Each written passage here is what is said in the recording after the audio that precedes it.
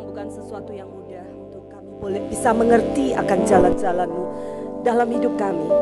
Tapi satu hal yang kami yakin dan percaya, Engkau senantiasa ada di setiap jalan yang kami lewati dan kami tempuh. Bahkan Tuhan, Engkau yang senantiasa menggendong kami, mendekap kami. Tak pernah sedetik pun pandangan-Mu beralih dalam hidup dari hidup anak-anak-Mu. Terima kasih untuk waktu yang terbaik. Terima kasih untuk kesempatan yang terbaik. Kalau hari ini kami masih dipercayakan nafas kehidupan, kami tahu Tuhan mau supaya hidup kami menjadi kemuliaan Tuhan. Hidup kami boleh memuliakan nama Tuhan. Biar semua pujian dan penyembahan yang kami naikkan Tuhan, boleh naik di hadapan-Mu bagaikan dupa yang harum dan boleh menyukakan hati-Mu Bapa. Dan sebentar kami mau terima firman kebenaran, firman yang hidup, firman yang sanggup memerdekakan setiap hidup kami. Ketika kami tidak hanya berhenti sebagai pendengar, tapi kami boleh melakukan setiap kebenaran firman-Mu. Dan kami boleh mengalami kedahsyatan dan keajaiban firman Tuhan. Terima kasih Bapak, berkati semua jemaat-Mu yang saat ini hadir, baik yang di gereja maupun yang mengikuti ibadah online. Tuhan memberkati. Engkau Jehovah Syama, Tuhan yang hadir di sini, Tuhan hadir juga di rumah-rumah dimanapun jemaat-Mu sedang mengikuti ibadah online PDM pada malam hari ini. Di dalam nama Tuhan Yesus Kristus, semua yang siap untuk mendengarkan firman Tuhan dan melakukannya, mari katakan sama-sama saya, amin. Puji Tuhan, ya shalom. Ya, terima kasih untuk tim Praise and Worship yang sudah membawa kita masuk dalam hadirat Tuhan. Ya, saya ingin juga menyapa bagi jemaat-jemaat yang mengikuti ibadah online juga. Shalom, Tuhan Yesus memberkati kita semua. Ketika saya kemarin dihubungi, di kontak Jeng Ida mengingatkan khotbah di ibadah Valencia ya. Saya itu bingung, saya perasaan di GKM Kenari nggak ada yang namanya Valencia ya. Apakah ini ulang tahunnya Valencia begitu kan, saya belum ngerti. Ternyata Valencia itu apa? Valentine dan Cynthia ya saudaraku. Nah, omong-omong tentang Cynthia saudara, ya ada banyak mitos yang dipercaya oleh orang-orang Tionghoa ya berkenaan dengan Cynthia. Yang pertama apa saudara? Kalau Cynthia itu mesti hujan ya. Mereka percaya kalau hujannya tambah deres berarti hoki. Ya, kok Agus bilang hoki. Berkatnya banyak.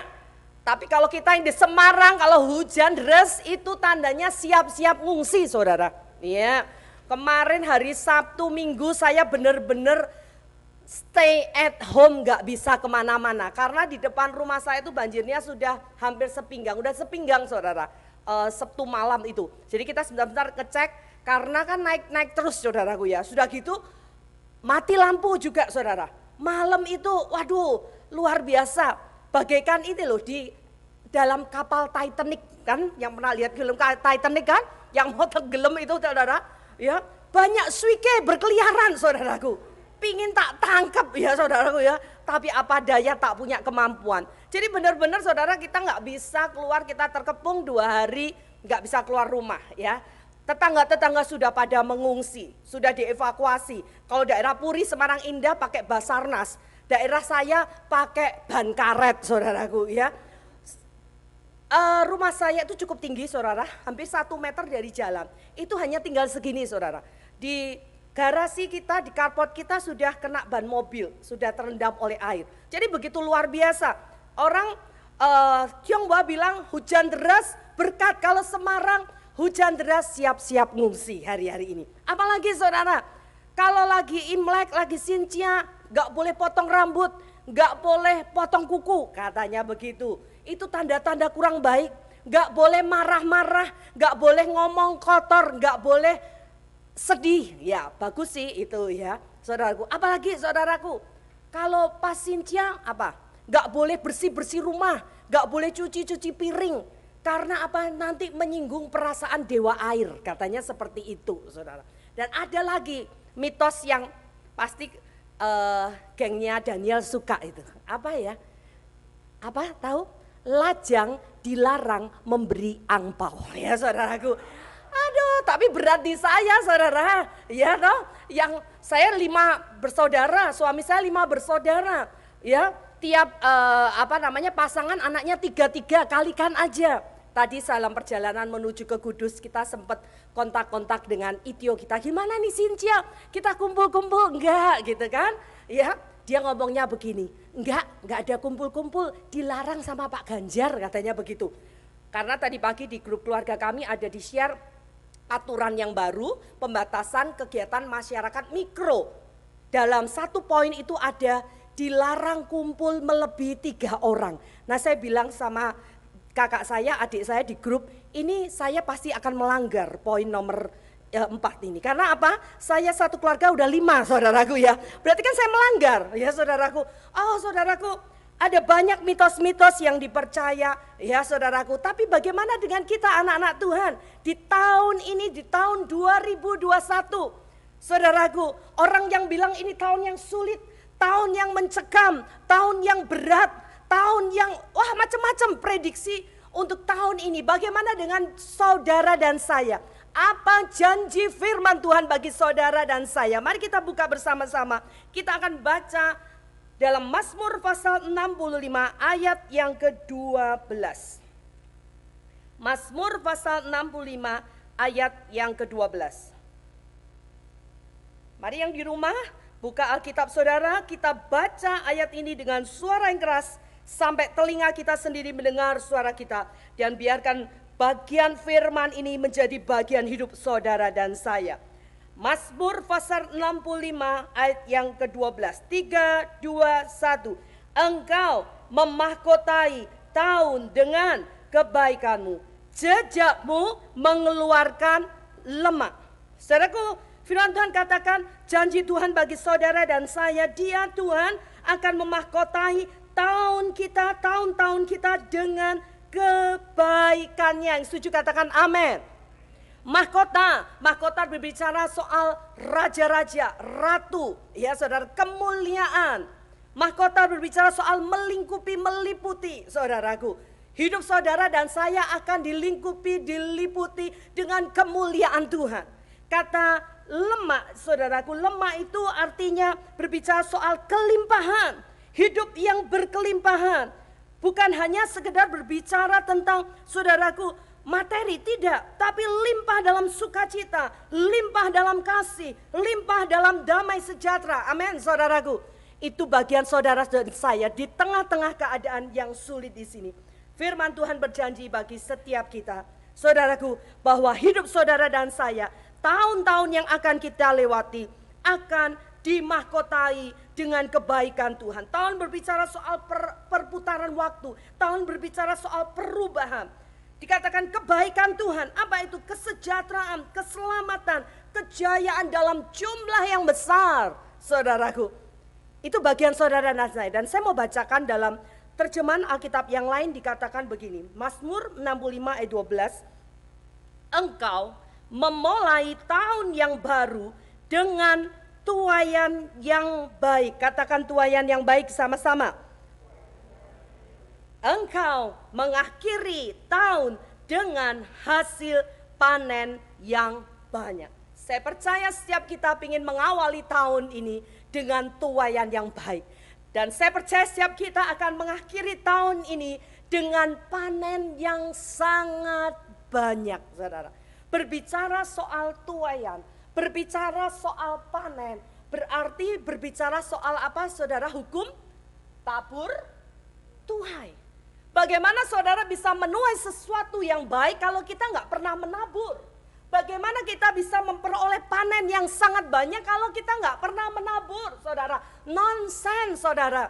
Apa yang kita tuai itu tergantung dari apa yang saudara dan saya tabur. Nah, saudara, firman Tuhan kita ini, saudara, terdiri dari 2, hukum dan janji.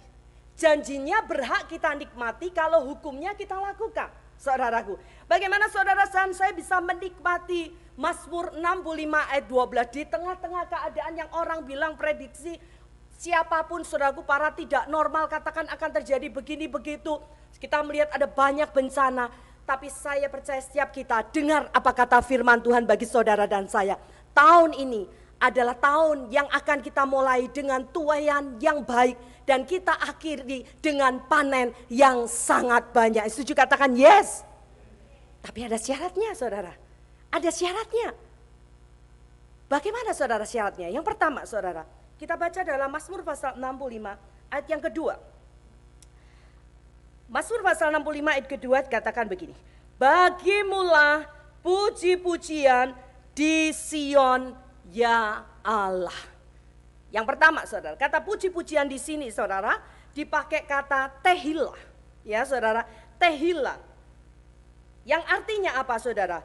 Tehillah itu artinya Tuhan bertata di atas pujian. Ya, tehillah itu Tuhan bertata di atas pujian sebab ya saudara, satu-satunya penyembahan di mana Tuhan bertata di atas pujian itulah tehillah saudaraku. Ketika Tuhan bertahta di atas pujian, Mazmur 22:4 katakan padahal engkaulah yang kudus, yang bersemayam, yang tehillah di atas pujian orang Israel, saudaraku. Saudaraku, ketika Tuhan bertahta, ketika Tuhan bersemayam, maka kemuliaannya, kekudusannya itu menyertai saudaraku. Hadirat Tuhan, saudaraku berbicara soal kekudusan, soal kemuliaannya, saudaraku. Nah, saudara, apa yang harus kita lakukan? Bagaimana setiap kita bisa mengalami Mazmur 65 ayat 12? Tahun-tahun yang dimahkotai dengan kebaikan Tuhan. Jejakmu mengeluarkan lemak. Jejakmu mengeluarkan lemak. Mengikuti jejak Tuhan yang penuh dengan kelimpahan. Karena firman Tuhan katakan, aku datang untuk memberikan kelimpahan, saudaraku. Pencuri datang untuk mencuri, untuk membunuh dan membinasakan. Tetapi Yesus datang untuk memberikan kelimpahan dalam segala hal, saudaraku. Yang pertama saudara, bagaimana respon kita menghormati kehadiran Tuhan. Saudaraku, menghormati kehadirannya, menghormati hadiratnya, itu sangat penting saudaraku. Setiap kita, saudaraku, diberikan hak istimewa untuk menghampiri dan mendekat kepada Tuhan. Ya, saudaraku, karena apa? Karena saudara dan saya dikatakan di ayat yang ke-5, berbahagialah orang yang engkau pilih dan yang engkau suruh mendekat untuk diam di pelataramu. Kiranya kami menjadi kenyang dengan segala yang baik di rumahmu, di baitmu yang kudus. Jadi saudara dan saya ini kita punya hak istimewa untuk mendekat, menghampiri tahta kemuliaan Tuhan. Karena apa? Saudara dan saya adalah orang-orang pilihan Tuhan. Yang setuju katakan amin.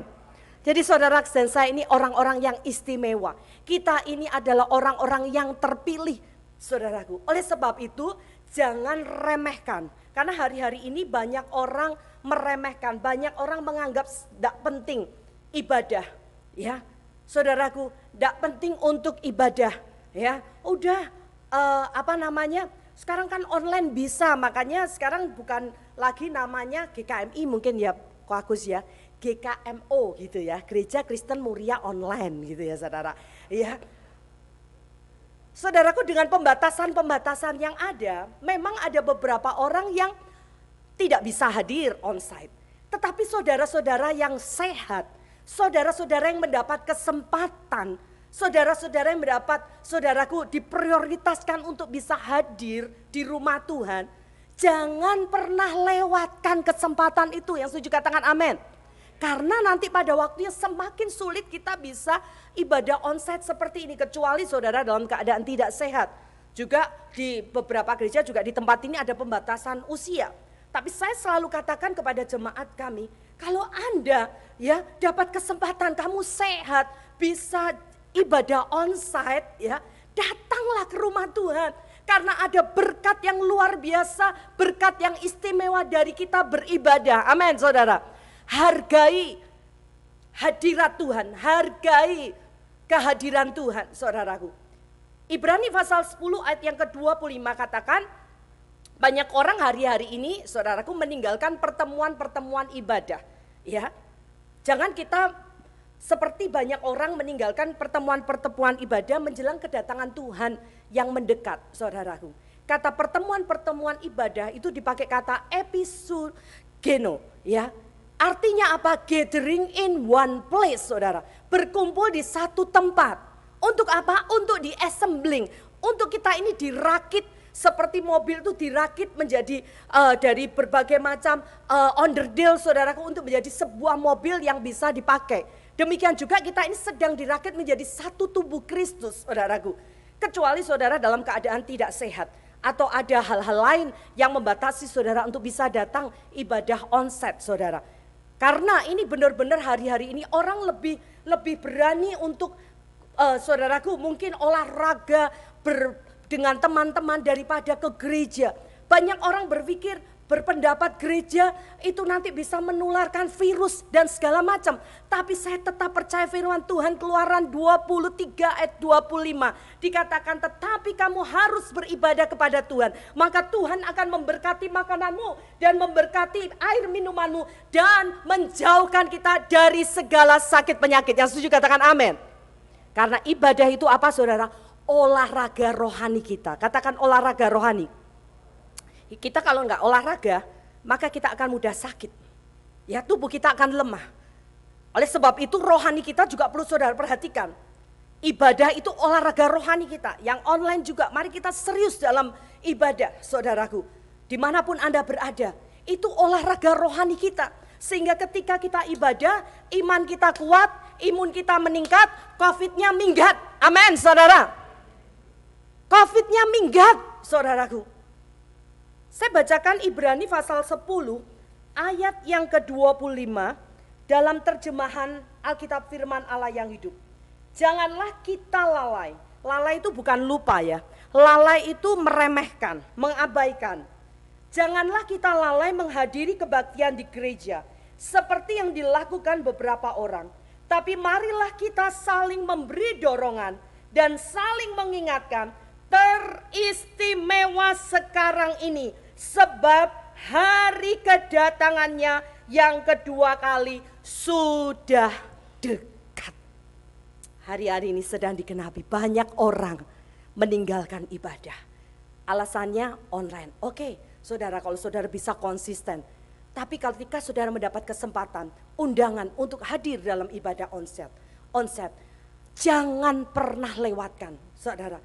Jangan pernah kita menganggap itu remeh. Karena ada berkat yang besar dari kita beribadah. Ada sebuah cerita di sebuah daerah gitu ya, perumahan. Ada tetangga baru ya. Sebut saja namanya Pak Hendro ya. Pak Hendro. Maaf kalau ada namanya yang sama.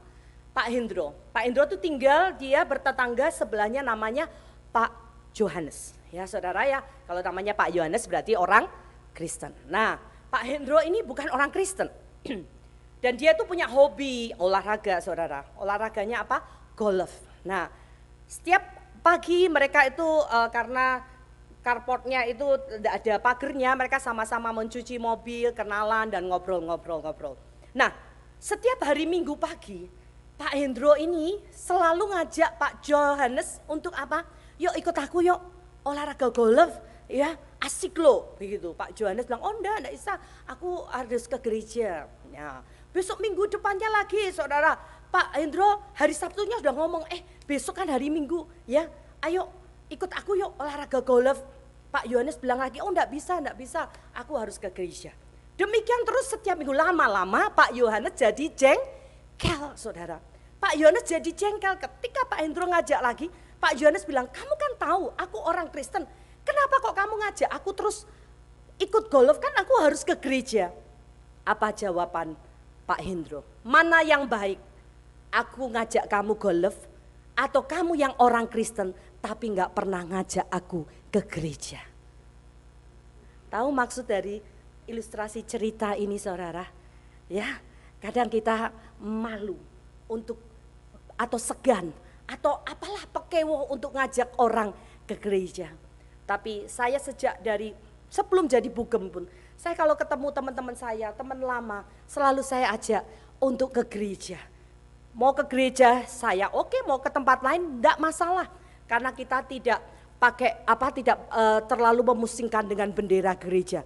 Terus teman-teman saya ngomong, kamu tuh loh, tiap ketemu kamu kok mesti ngajaknya ke gereja, bosen aku. Saya bilang, kan aku bugem. Kalau aku bugem ngajak dugem, itu kan ya aneh. Iya toh, bugem yang ngajaknya ke gereja. Ya toh, kan ngajak sesuatu yang baik. Ayo saudara, hari-hari ini banyak orang mulai lalai, mulai menganggap sesuatu yang gak penting untuk ibadah. Saudara dan saya harus menjadi saluran keselamatan, saluran kebenaran bagi saudara-saudara kita. Yang setuju katakan amin. Biarlah puji-pujian tehillah. Ya, Tuhan bertahta, hadirat Tuhan itu benar-benar nyata dalam hidup saudara dan saya. Yang kedua saudara, apa yang harus kita lakukan? Dikatakan, dan kepadamulah orang membayar nasar. Yang kedua saudara, apa syaratnya kita mengalami Mazmur 65 ayat 12? Tepati nasar. Apa itu nasar? Kita semua tahu ya. Nasar itu sifatnya sakral saudara. Janji kita kepada Tuhan yang sangat-sangat serius dan harus kita penuhi dan tidak boleh dibatalkan dengan dan oleh alasan apapun. Itu nasar. Ya saudaraku. Makanya jangan mudah untuk bernasar. Ya.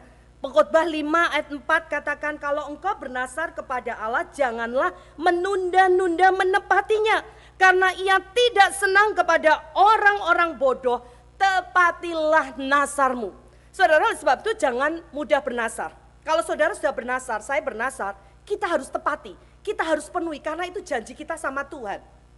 Nasar atau tidak bernasar, ketika kita bernasar itu tidak berarti menambah nilai iman kita. Kita tidak bernasar pun tidak berarti mengurangi nilai iman kita. Tapi yang menjadi masalah ketika saudara bernasar dan tidak menepatinya. Oleh sebab itu hati-hati kalau kita mau bernasar. Pikirkan dengan benar dan baik saudara. Ada orang bilang begini, Bu saya mau bernasar, boleh enggak? Saya mau ngomong sama ibu nasar saya. Oke boleh, nanti doakan ya Bu supaya nasar saya ini bisa tergenapi. Jadi begini Bu, saya ini punya tanah ya. Tanahnya itu di daerah A begitu ya. Nah Bu saya tuh bernasar kalau tanah ini laku 30 miliar, saya bukan saja ngasih perpuluhan ke gereja, tetapi saya mau ngasih ke pembangunan juga Bu. 10%. Kalau 30 miliar, 10%-nya berapa saudara? 3 miliar. Tambah 3 miliar. Berarti 6 miliar. Berarti saya nggak perlu bergumul untuk penyelesaian pembangunan rumah Tuhan di tempat kami. Karena tiap bulan kami harus mengangsur untuk pembelian gedungnya 50 juta sampai tahun 2022. Setelah itu kita harus menyelesaikan untuk pembangunannya. Ya, karena kami pembangunan ditolong oleh teman kami kontraktor dibangunkan dulu. Bayarnya gampang. Nah itu yang dicari Pak Yo begitu ya, nggak bayarnya gampang gitu ya. Tapi kami sangat terbantu saudara sehingga besok minggu kami boleh ibadah perdana di tempat yang baru. Sekali lagi terima kasih untuk dukungan doa dari jemaat tempat ini sehingga dalam waktu 5 bulan kami boleh menyelesaikan pembangunan rumah Tuhan di Semarang saudara. Nah saudara dia bilang begitu. Terus tanahnya dibeli, tapi Bu begini Bu, ada masalah. Masalahnya kenapa? Ini tanahnya tanah sengketa. Tanah sengketa. Yang punya sertifikat tuh banyak. Dalam hati saya ini bukan nasar ini. Tapi apa saudara? Halu. You know halu? Tahu saudara? Ya sudah saya ya oke lah saya doakan gitu. Bukan seperti itu saudaraku. Ya, nasar itu janji kita kepada Tuhan. Ya, saya tidak tahu saudara sudah bernasar apa sama Tuhan. Tapi kalau malam hari ini saudara diingatkan saudara untuk menepati nasarmu jangan tunda-tunda. Amin saudara. Apapun itu. Ya, makanya hati-hati kalau kita bernasar. Perhatikan betul-betul. Yang ketiga saudara. Yang ketiga apa yang harus kita lakukan? Dikatakan di ayat yang ketiga dan yang keempat. Engkaulah mendengarkan doa, engkau yang mendengarkan doa. Kepadamulah datang semua yang hidup karena bersalah. Bila mana pelanggaran-pelanggaran kami melebihi kekuatan kami, engkaulah yang menghapuskannya. Jadi saudara yang ketiga di sini katakan bagaimana saudara dan saya kita harus hidup dalam pengampunan Allah. Siapa orang yang tidak hidup dalam pengampunan Allah, dalam pengampunan dosa adalah orang-orang yang tidak mau mengampuni. Coba kita baca Matius pasal yang ke-6 ayat 14 sampai 15. Matius pasal 6 ayat yang ke-14 sampai yang ke-15. Yuk kita baca sama-sama yuk. Oke? Yang sudah menemukan katakan amin. Ya, 3, 2, 1. Karena jikalau kamu mengampuni kesalahan orang, Bapamu yang di surga akan mengampuni kamu juga.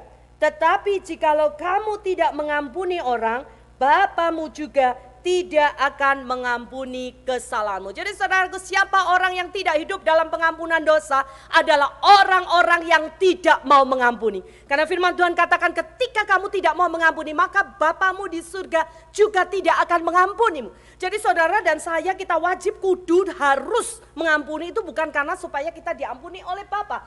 Kita wajib kudu harus mengampuni karena saudara dan saya kita sudah diampuni oleh Tuhan. Yang setuju katakan amin.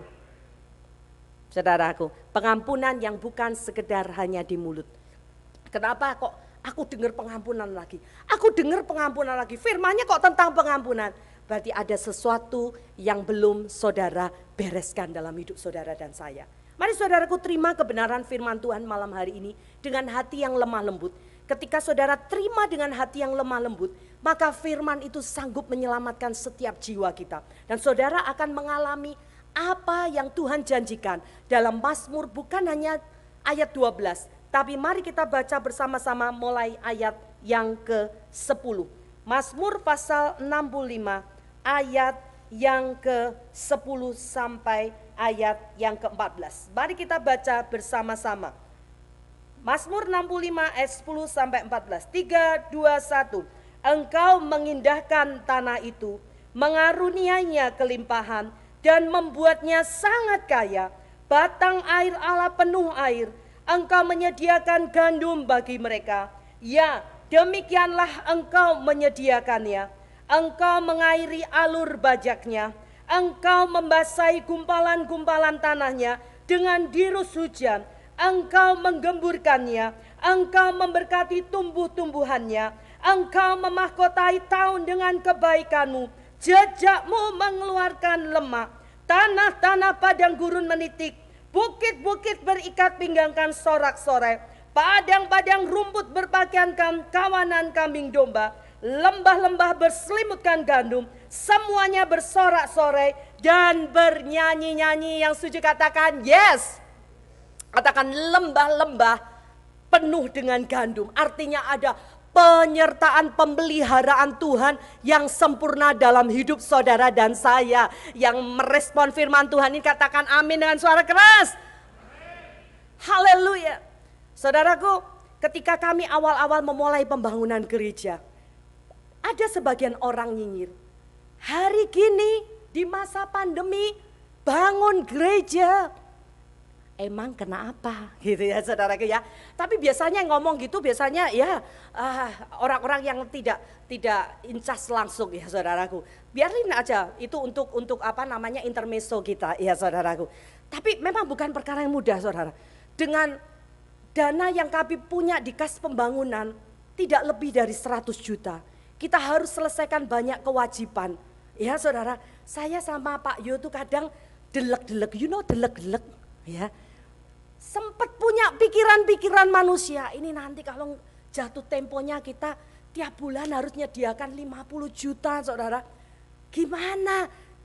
Dari gereja kita tahu kemampuannya tidak seberapa, jemaat juga tidak seberapa. Tapi ketika kita mengangkat tangan, Tuhan turun tangan. Dan saya melihat dengan mata kepala sendiri, orang bilang pandemi sulit, jemaat banyak yang terkena dampak, PHK juga, pekerjaan bisnis juga sulit saudara. Apa yang terjadi saudara? Tuhan bisa kirimkan berkat dari segala mata penjuru angin. Sampai akhirnya makanya hati-hati dengan yang kita ucapkan. Karena apa yang kita ucapkan, perkataan kita punya kuasa. Perkataan kita itu juga doa. Ya, di awal-awal ada jemaat-jemaat ya, ada teman-teman yang menabur bukan hanya secara uang materi, tapi juga logam-logam mulia. Bagian saya untuk menjualnya, saudara ya. Bagian saya tidak mungkin jual di Semarang karena saya tidak kenal dan tidak mudah juga kalau tidak ada suratnya. Saya akhirnya jual di Jepara, saudara. Ketika saya sampai di Jepara, saudara, saya menjual di sana.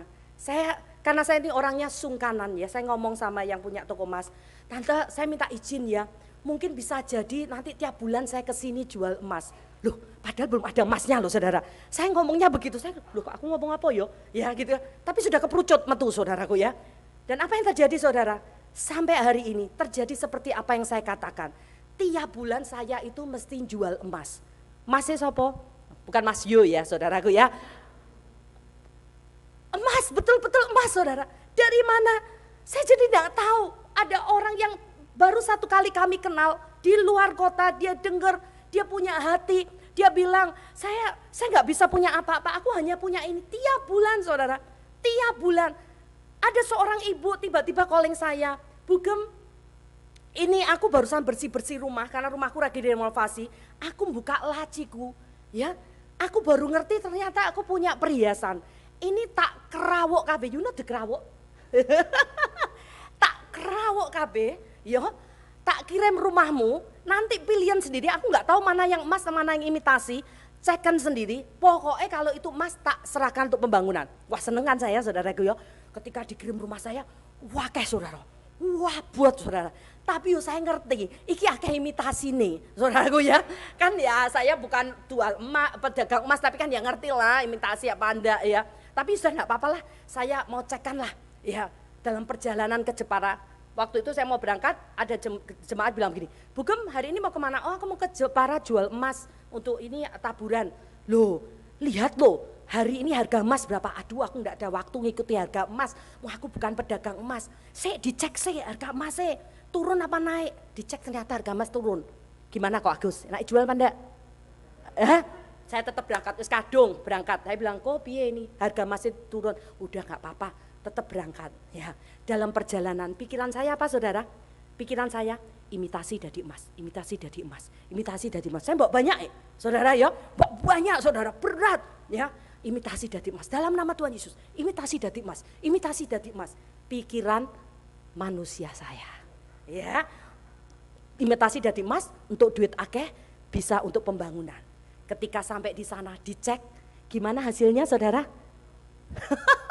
Kok saudara pinter kok tahu? Ya, banyak yang imitasi saudaraku. Ini imitasi yang berat-berat itu imitasi, yang gede-gede imitasi. Aduh, kok tinggal sedikit ya? Yang potol-potol gitu ya, yang orang bilang rongsok. Oh ya udah deh, saya jual aja deh, enggak apa-apa. Wong sudah sampai Jepara, kan ongkos transport apa ya, toh waktu saudara ya, saya jual. Tapi cara Tuhan itu berbeda dengan apa yang kita pikirkan. Ya, enggak perlu nunggu harga emas naik. Tiba-tiba ketika saya diberi hasilnya dari hitungan dari tadi yang rongsok-rongsok itu saudara, dari dalam larilah tantenya, ya yang punya toko emas, bawa sak gebok. Tahu sak gebok saudara? Ya, dia langsung set. Sudah, aku ikut nabur. Oh jangan tante, loh saya pakai tipsnya Pak Mariono. Jangan tante, aduh ya padahal kayaknya ojo suwe ya. Jangan mau saya ini jual. Enggak, kamu enggak boleh nolak. Karena saya masih ingat kata-katanya. Aku juga pingin menuai. Oh ya Tuhan langsung ingatkan saya. Kamu enggak boleh menghalangi orang untuk menabur. Betul saudara ya. Jadi saya ambil prinsip Pak Mariono. Ojo suwe. Ya.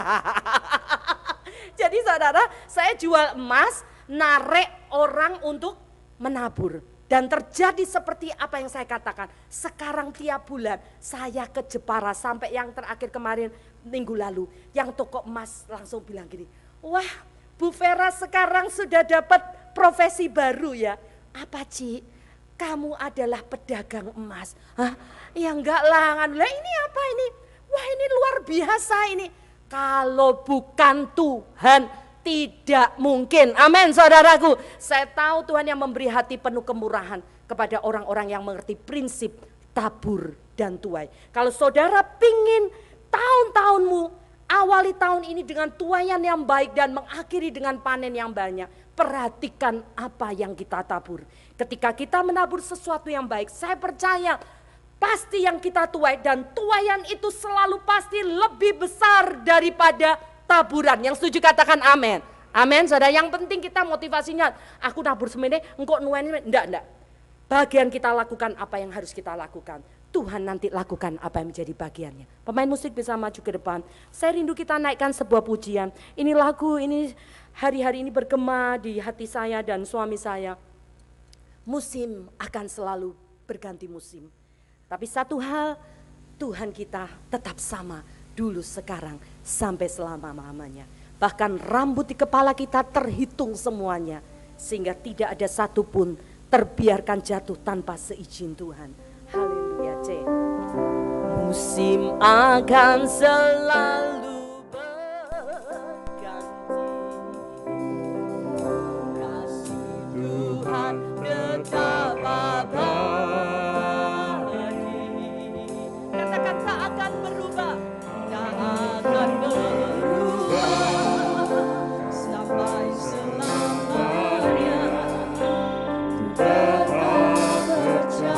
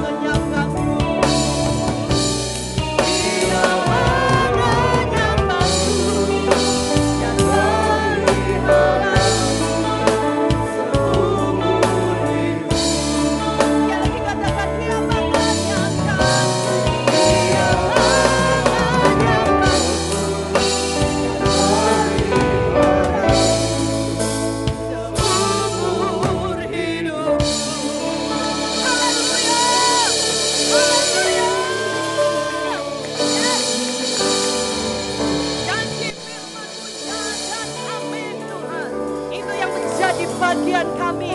Engkau yang akan memahkotai tahun-tahun kami dengan kebaikan-Mu. Orang-orang yang mengikuti jejak kaki Tuhan, mereka pasti akan diberkati. Terima penyertaan Tuhan, terima pemeliharaan Tuhan, terima penjagaan dari segala hal yang tidak baik. Tuhan, kami percaya ketika Tehilah itu ada dalam hidup kami, oh Tuhan, Engkau bertahta, Engkau bersemayam.